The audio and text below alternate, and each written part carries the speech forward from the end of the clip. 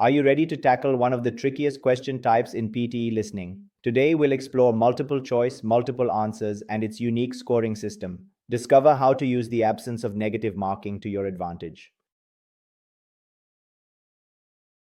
Multiple choice, multiple answers involves listening to an audio clip lasting 40 to 90 seconds. The audio could be a lecture, interview, or discussion on an academic topic. Afterwards, you'll face a question with 5 to 7 answer options.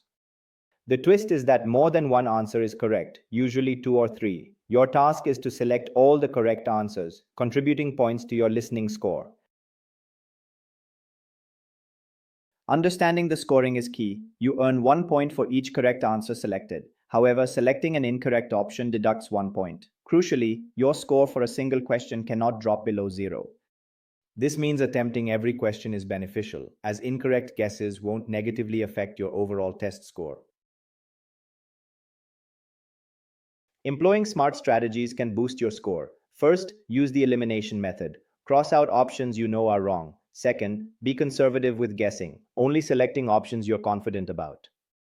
Third, listen for paraphrasing, as PTE loves to rephrase ideas. Lastly, take notes during the audio to help eliminate wrong answers.